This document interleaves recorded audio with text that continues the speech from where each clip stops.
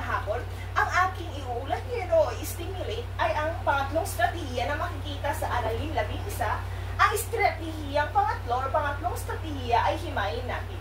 Ang estratehiyang himayin natin ay isang paraan ng pag-aaral ng kwento gamit ang story grammar. Ibig sabihin, hinahati o himay natin ang kwento upang mas maunawaan ang bawat bahagi nito. Tulad na lamang na kung ano ang pamagat, ang tauhan, saan nangyari ang kwento, at ang wakas nito. Sa ganitong paraan, matututo ang mga mag-aaral na maging mapanuri at mas madaling maaalala ang mga pangyayari sa kwento. Nakakatulong din ito kapag gumagawa ng uod o sumusulat ng sariling kwento dahil alam na nila kung paano ayusin at unawain ang bawat bahagi ng isang salaysay o kwento. Ang batayang teoriko nito ay ang teoriko ni Short at Ryan noong 1984. Ang story grammar ay isang mabisang paraan upang maunawaan ang binasa o napakinggan. Dahil tinuturo nito ang sa mga mag-aaral na tukuyin ang mahahalagang detalye na tungkol sa kwento o patnubay ng tanong ay matutukoy nila ang mga mahalagang detalye sa kwento. So ngayon, ang gagawin ko ay i-stimulate ang himayin natin na estratehiya. Magandang hapon mga bata! Magandang hapon po, Binibining Jane. Magsiupo kayo. Maraming salamat po. Bagamat napansin ninyo ang graphic organizer dito, tama ba? Opo. Pamilyar kaya kayo dito? Opo. Magaling. Kaya pa ba ninyong pangalanan ng bawat bahagi ng graphic organizer na ito? Opo. Magaling. Ngayon, ituturo ko ang bahagi at papangalanan ninyo. Handa na ba kayo? Opo. Magaling. Ano ang pangalan sa bahaging ito? Pasukdulan. Ito? Pamagat. Tagpuan. Pataas na aksyon. Pababa na aksyon. Problema. Resolusyon. Tema. Magaling at natatandaan niyo pa pala ang mga pangalan ng bawat bahagi ng graphic organizer na ito. Ngayon, gagamitin natin ang kwentong Ang galit ng alon sa tinig ni Maria. upang ilagay dito ang mga bahaging makikita natin sa kwento. Ngayon, ang gagawin natin, magkakaroon tayo ng maikling gawain lang naman. Sa 5 minuto, dapat ninyong mailagay ang bawat bahagi ng kwento sa graphic organizer na ito. Naintindihan niyo ba? Opo. Magaling. Ngayon, magsisimula na ang inyong 5 minuto. Tara. Ako na dito.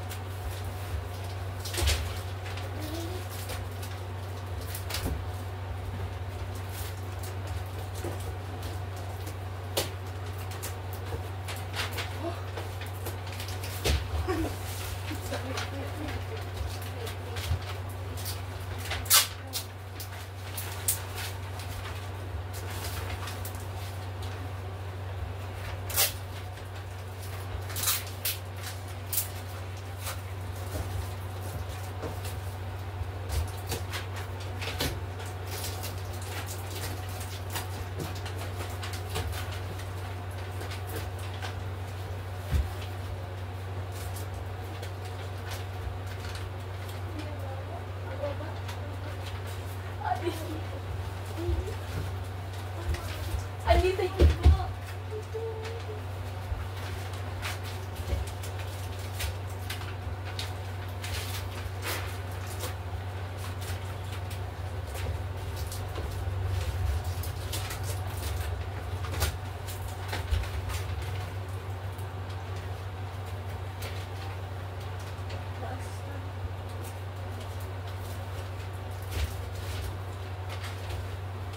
Okay na po. Sige, tignan natin kung tama ang inyong mga sagot. Ang una ay ang pamagat.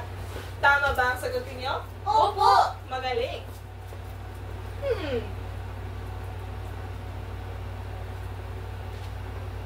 Magaling mga bata. Ngayon ay magkakaroon tayo ng katanungan. Ang katanungan ko ay, ano kaya ang napansin ninyo sa bahaging problema? Sige, Lia. Nagalit ang Haring Alon at winasak ang isla. Magaling. Ano naman kaya ang solusyon ni Maria? Kumanta si Maria gamit ang kanyang tinik upang mapatigil ang alon. Sige. Kung napapansin ninyo, wala tayong mailalagay na, ano ito? Tema. Tema. Gusto ko, kayo ang sasagot.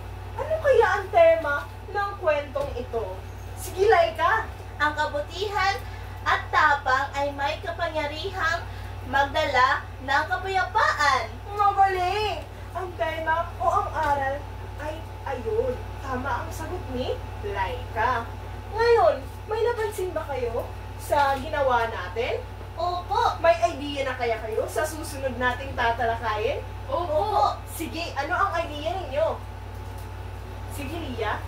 Kung paano gamitin ang graphic organizer. Sige, sino ba? Kung Sige. paano gumawa ng graphic organizer. Sige, Lia. Ikaw, meron pa ba? Sige, Lia. Kung paano ginagamit ang kung bakit ginagamit ang graphic organizer. Magaling! Kayo ay may punto. Ang kasunod nating gagawin ay kung paano gumawa ng katanungan gamit ang graphic organizer. Bakit kaya? Ang graphic organizer ay nakapaloob na lahat ng kailangang mga detalye. Katulad na lamang ng pamagat, kung kailan nangyari, pataas na aksyon, kasukdulan, bababang aksyon, problema, at ang resolusyon. Ang tanging wala lamang dito ay ang tema na masasagot naman natin kung meron tayong graphic organizer. Gamit ang graphic organizer ay maaari tayong gumawa ng tanong na detalyado. At kaakibat nun ay meron tayong tamang sagot.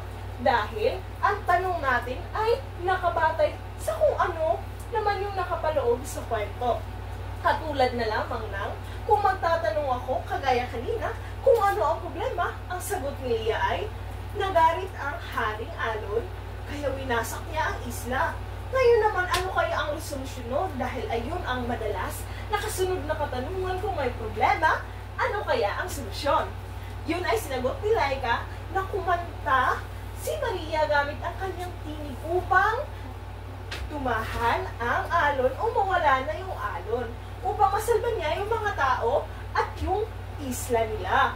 So dito, gamit ang graphic organizer, ay makakapagbuo tayo ng tanong na may mga kasagutan at detalyadong tanong na may detalyadong sagot din. Ngayon, mga bata, ang graphic organizer ay maaari din natin gamitin upang tukuyin kung ano ang mga mahahalagang detalye ng kwento. Kaya doon, kapag nagtatanong tayo, ay syempre nakapaloob doon sa kwento. Kung hindi tayo magtatanong, wala tayong malalaman. Gamit ang katanungan, magkakaroon tayo ng panibagong aral. Masusuri natin ang kwento at ang katanungan kung meron tayong graphic organizer. Kaya tama kayo. Paano natin gagamitin ng graphic organizer sa pagbuo ng katanungan? Ngayon, ay gusto kong gumawa kayo ng katanungan base sa ginawa natin graphic organizer. Bibigyan ko lamang kayo ng 5 minuto. Handa na ba kayo? Opo! Sige mga bata, gumawa kayo ng tig-iisang katanungan gamit ang graphic organizer at dapat makikita ang kasagutan sa graphic organizer. Nagkakaintindihan ba? Opo! Sige. Ay ang 5 minuto ay nagsimula na. Okay? Pagsasalita lang kayo.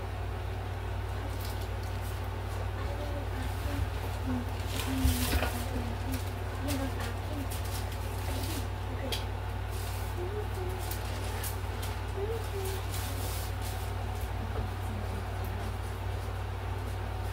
Ano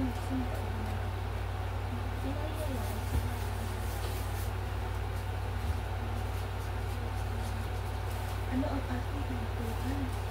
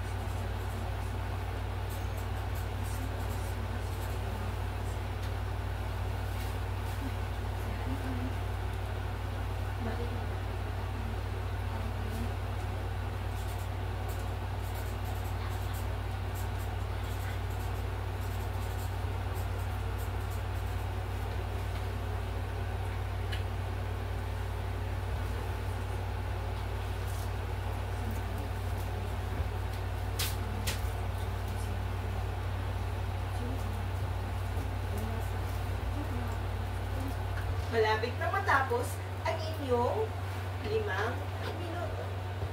Tapos na po! Sige. Ngayon, tatawag ako ng isa sa inyo. Sige, Leah. Ano ang katanungan na buo mo? Sino ang mga tauhan sa kwento? Sino nga ba ang mga tauhan sa kwento? Makikita kaya yun sa graphic organizer? Opo. Sige. Sino kaya ang mga tauhan? Ang mga tauhan sa kwento ay sina Maria at ang Haring Alon. Tama. Ayun ang mga tauhan sa kwento. Hindi mo ba kaya nakalimutan yung matandang ginang na may 3 tauhan sa kwento? Si Haring Alon, Maria, at ang matanda. Sige, Leah, maupo ka. Ikaw naman, Laika, ano kaya ang nabuo mong katanungan? Saan nangyari ang kwento? Saan nga ba nangyari ang kwento? Sa isang isla sa gitnang Pasipiko. Magaling.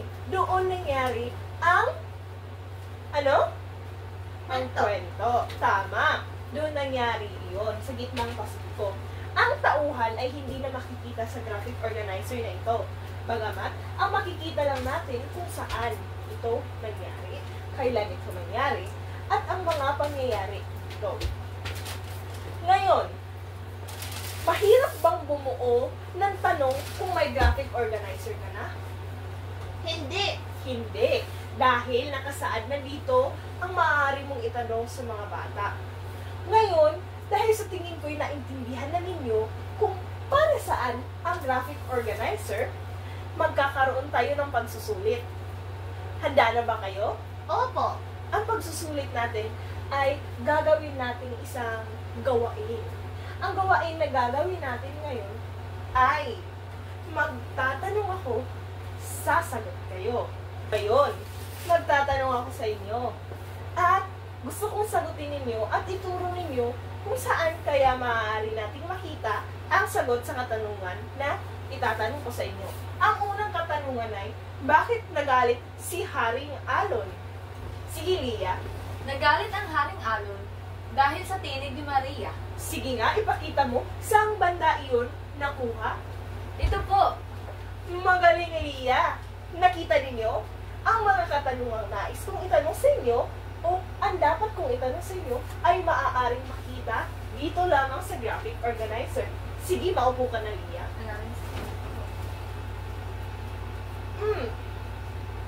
Ano kaya ang naging resolusyon ng problema? Uulitin ko? Ulit?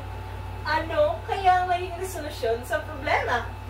Sige, Laika. Kumanta si Maria gamit ang kanyang tinig upang mapatigil ang alon. Tama ka, Laika. Saan kayo yun makikita? Magaling, Dito. Laika.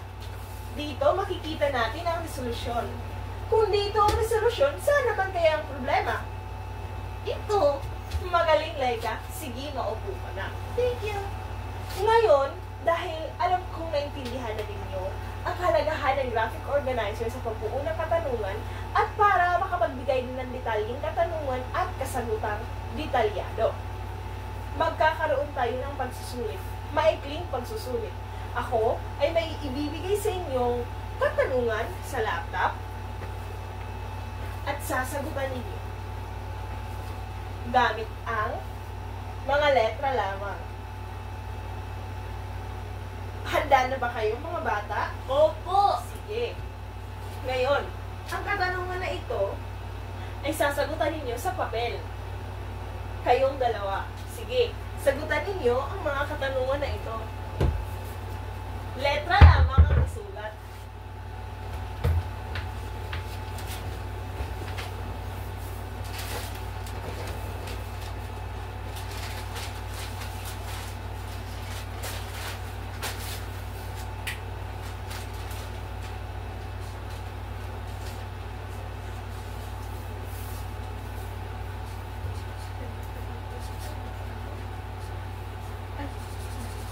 Dapat ang limang katanungan ay masagutan ng tama. Letra lamang, inuulit ko, letra lamang ang isulat.